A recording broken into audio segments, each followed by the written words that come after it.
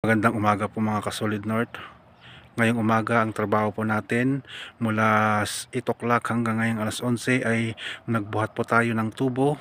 Ayan po, 21 pieces. Mula dyan hanggang doon sa kaduluduluhan po yan. Ito po ay 21 pieces, 160 mm or 6 inches, class 5. Ang isang tubo po natin ay, ang measurement po niyan ay 6 meter. Ngayon po, dala ng sira po kasi yung ating GCB, kaya minano-mano na po natin yung ating pagbubuhat ng tubo. Kasi bukas ilalatag ko na po ito, sasalpak-salpak ko na lamang po siya, kaya mas maigi po na ngayon pa lamang po ay andito na po yung mga tubo, kasi mahirap po yung salpak buhat galing sa store. So ginawa ko, nag-request ako ng kasama kong mga tao, nagbuhat po kami ng tubo. Ayan po. Ayan po ay tatlo ang bali ang manhole po na ito po ay 1, 2, 3, 4, 5, 6, 7, 8, 9 pieces na manhole po ito, corner to corner. Tapos po yun sa dulo po ay tapos ko na pong latagan ng tubo.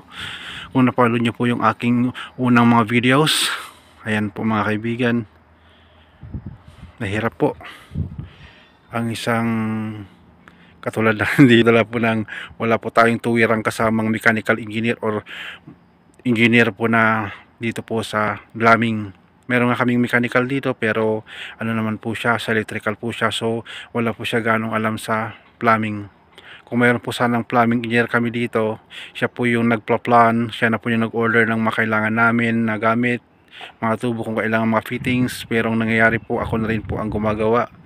Yung engineer namin dito, ibinigay niya na po lahat sa akin yung plano, ako na lang daw po ang tumingin kung ano mga kailangan kong tubo, ako na rin po ang mag-order. Ayan, kaya ginawa ko, inilista ko na po lahat yung mga kailangan po nating mga fittings, at yun po ay pina-encode ko na po sa ating storekeeper para siya na rin po ang mag-order po sa main namin sa Riyadh. Ang problema kasi kung minsan mga kaibigan, mga kasolid North, pag nag-order ako ng mga gamit, inuutay-utay nila, hindi po minsanan ang bagsak ng mga order namin. Kaya kung minsan may nakakaligtaan, kaya sabi ko nga, it's useless, kasi nga utay-utay. Ang dami nung in-order ko, minsanan yung order ko, kaya lang minsan ay utay-utay ang ginagawa po nila. Yun sa loob, sa mga CR po natin, halos 75% tapos na po. Ang hindi ko na lamang po natapos po doon ay yung sa ating English bowl at saka sa floor drain. Hindi muna ako naglagay ng floor drain kasi po may mga gagawa pa po doon sa loob ng CR. Maglalagay po sila ng ceiling, maglalagay pa po sila ng sa electrical at sa ducting. Pag nadaanan ng mga scaffolding po nila yung ating mga ilalagay po na floor drain, magkakaroon po ng scratches, kaya magiging pangit po ang magiging itsura. So ginawa ko, hindi muna ako naglagay, temporary yung tubo po ang nakalagay po doon. Tapos po yung mga Arabic bowl po ay nilagay ko na po. Ang hindi ko na lamang po nilalagay po talaga yung ating English bowl. Ayan, ito po ang trabaho po natin dito bilang isang tubero. Meron po tayong isang helper na isang Pakistan. Ito po, bukas po magsasalpak, maglalatag na po ako ng mga tubo. Ginawa ko lamang po dyan ay magbaba kami ng tigatlo. Ayan, makikita nyo po, tigatlo po yan, para hindi na po tayo mahirapang po bukas na mag-adjust. Kasi po dyan sa ilalim po ng ating manhole na yan, ay halimbawa po yan, ayan yan, didiretso po yan hanggang doon. Hindi po ako magpuputol ng tubo dito sa manhole. Ang gagawin po, diretso po yan para makuha ko po yung talagang level po niya. Then pag natapos pong simintuhan po yung manhole na yan, tsaka ko po yan ikakat, tapos lalagyan ko ng semento para maganda po yung flow niya. Ito po mga kaibigan, ang ating trabaho ni Solid North Mix Vlog, ang inyong tubero dito po sa Sakaka, Saudi Arabia. थोड़ा नहीं दे मामा मेरे को थोड़ा दो है मामा थोड़ा दे दो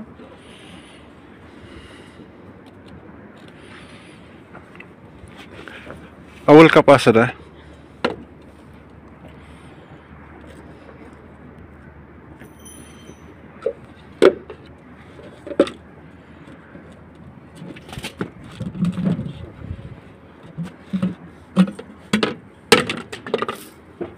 Okay.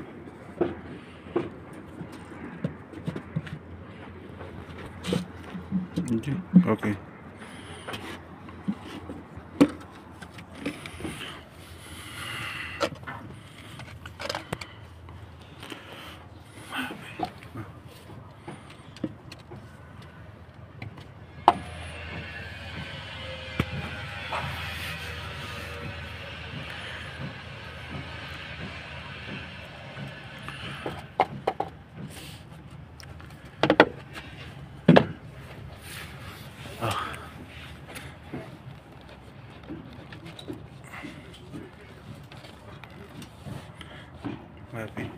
ये मामा थोड़ा Game.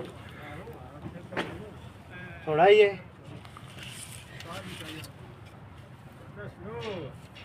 Ah. Aywa, iji mo. Mia mia na parat. Aywa.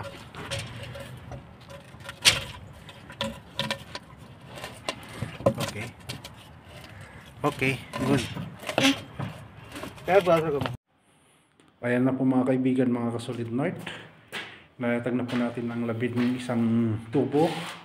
Ito yung ginawa po natin simula 7:30 hanggang 11:30. Bago mag lunch time ay nailatag na po natin ang 11 pieces of pipe.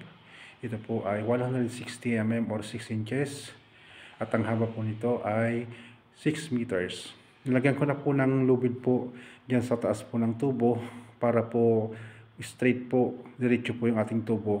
Yan po ay nilagyan ko dyan sa gitna po ng ating manhole. Kung makikita nyo po dyan sa dulo to dulo po ay nilagyan ko talaga po yan ng ating lubid para make it sure na talagang pag tinignan mo sa taas po ay diretso po yung tubo. Yan po ang diskarte natin para po maganda po yung ating trabaho. So yung ating mga kaibigan, mga ibang lahi na helper ko po ay sinabihan ko na rin po sila na mag-lunch na. Kasi nga po sa 11:30 na ng tanghali. At mamaya 1 o'clock ay trabaho na naman po. Ngayon po ay papakita ko po sa inyo dito yung ating hub. Dito po ang connection po natin. Ang hub na ito ay may habang 18 cm dyan sa dulo hanggang dyan sa may nakaumbok na yan. Ayan, 18 cm po yan. Dapat po kukunin po yung sukat po niyan at yan din po ang susukatan doon sa dulo po ng tubo na ating isasalpak at lagyan po yan ng marking para 100% na makikitang pumasok yung tubo po na ating pagkukonektahin. Ayan po, makikita nyo po may marking po yan mga kasolid North. Ayan po. Tapos na po na kalahati na po natin ang ating paglalagay ng tubo. Dito po ay naka-flatten at naka-compress lamang po yung ating buhangin na inilagay. Ngayon po ay pupunta naman po tayo dito sa pinakauna po nating ginawa kanina. Naglagay po tayo ng hand cup para po dito po tayo mag-release ng tubig pag tayo po ay matapos mag-test leak. Nilagyan na rin po ng support po dyan. Dala po ng medyo mabigat po yung tubig po o volume ng tubig na nasa ilalim po ng tubo natin kasi nga po yung tubo po natin ay 6 inches po ang diameter niyan. At sa dulo po niyan ay about 110 meters ang haba po niyan mga kasolid North. Kaya po kailangan po talaga ng matatag na support po dyan sa bandang dulo. Una ng hapon. Report naman po. Ito yung ating mga kailangan. Ito po yung ating rubber hub. Ngayon po kailangan po natin ng grinder para po i-file po itong dulo ng ating tubo para madali po grinder mami silmasura mama. Grinder mama. One grinder, asad. ano ko mo so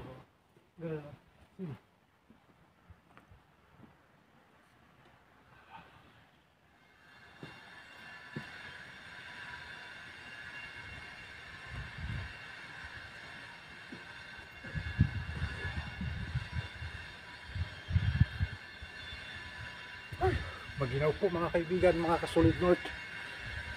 Ang ginaw.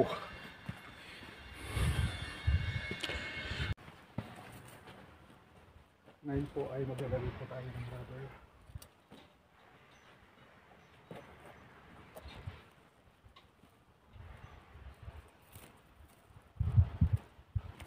Maglalagay po tayo ng gravel dito sa ating hub. Ang paglalagay po ay ganito po. Ito po ay grease. Maglagay lang po tayo ng konting grease po dito. Yan. Isa na natin lagyan. Yan. Maglagay tayo ng konting grease para pampadulas ng rubber pag inilagay po natin. Ang rubber na ito po ay gawin po nating heart shape para madali po ilagay. And yan po siya.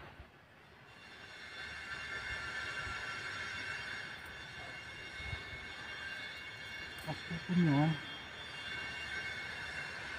make sure na marinig po. Yan. Then, ito po yung grease. Ito yung grease. Ilapay po natin dito sa rubber nila.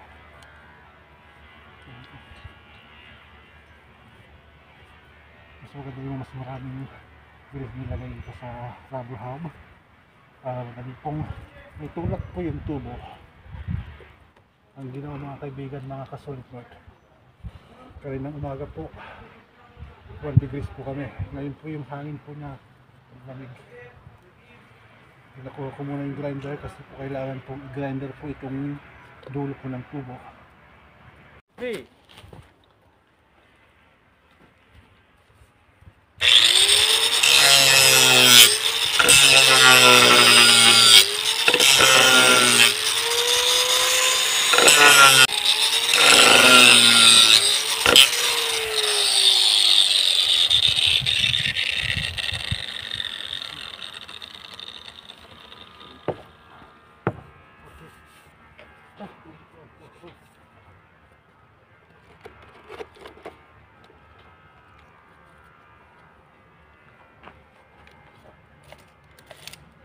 Ito po ay ang hub po natin ng 18 cm.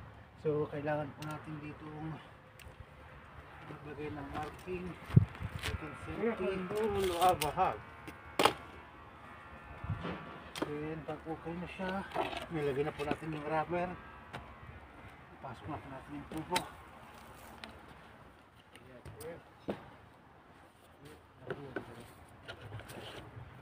Yan. Tapos ngayon po ay tutulak na po nila.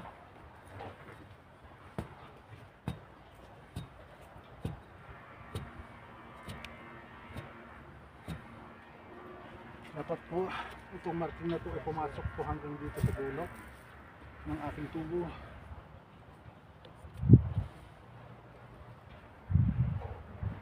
Mapisil? Ano sakal dito? Asik jam ano? At side ba?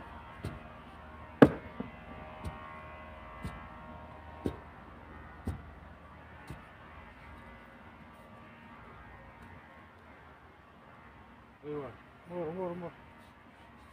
Ayan po, pasok na po. More. Sige. 2 cm.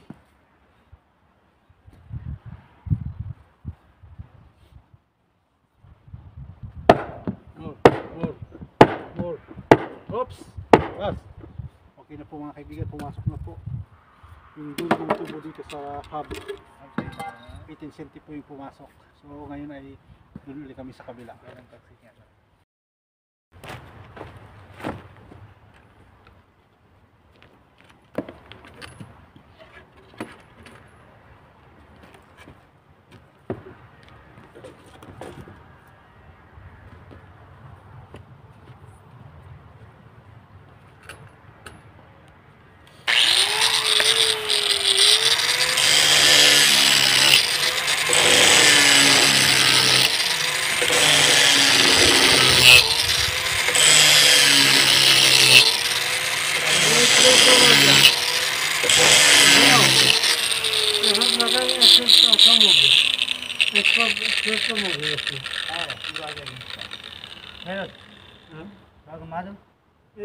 Iधर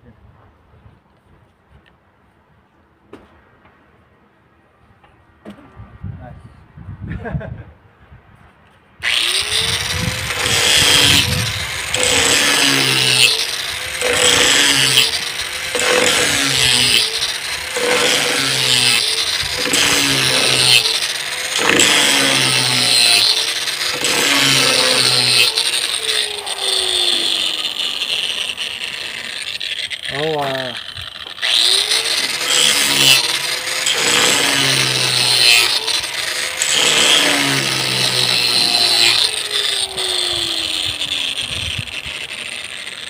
حسب انت موجود يوتيوب الحين؟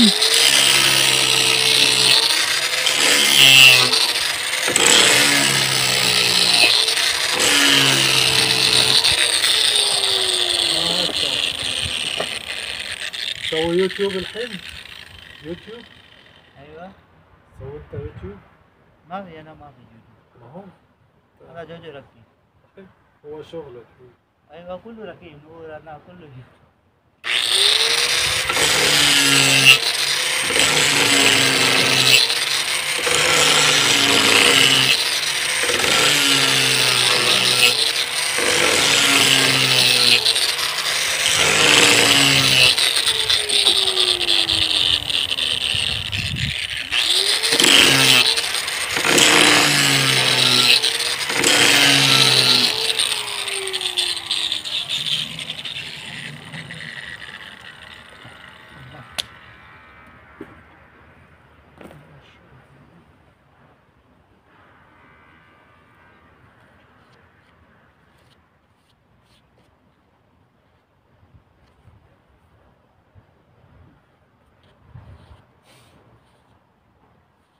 في فيديو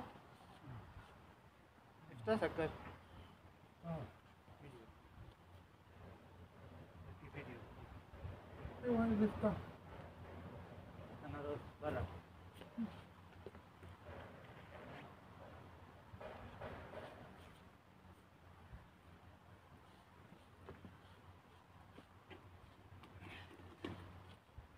يا شيخ النور الأزهر.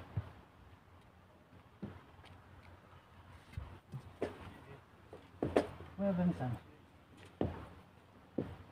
وين بنسان؟ ماما وين بنسان؟ شوف. اوكي. ايوه هي كورونا. يا يا هوب بيها.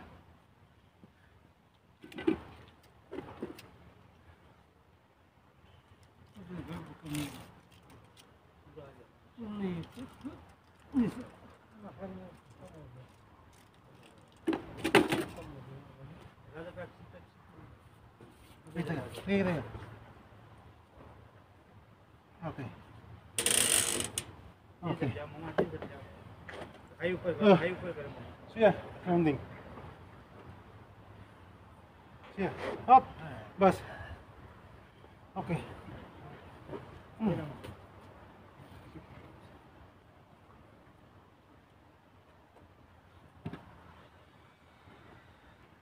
بس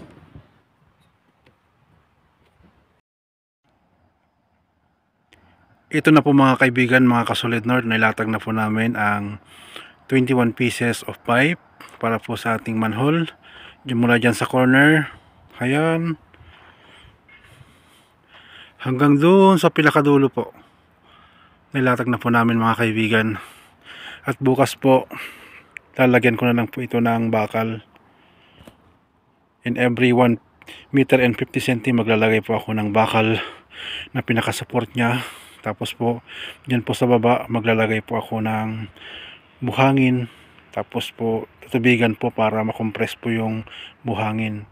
After nun, maglalagay na po ako ng tubo po doon sa dulo, elbow, at magtitislik na po. Yung level po niyan ay okay naman po ang slope. Nakuhanan ko na po ng slope at maganda po mga kaibigan, mga kasolid Nord. Ito po, tapos na po mga kaibigan ang ating. Ayan na po mga kaibigan, overflow na po yung ating ongoing test leak para sa ating manhole pipe. At check na po natin ang ating mga hub connection at wala naman pong naging leak. Ayan po, ongoing po. May tubig na po dyan sa tubo natin. Ayan. Ang tubo na ito mga kaibigan po ay mayroong habang 110 meters. Ayan mga kaibigan, mga kasolid Nord. Sa mga hindi pa po nakapag-subscribe sa aking YouTube channel Solid North Vlog, please subscribe. Salamat po.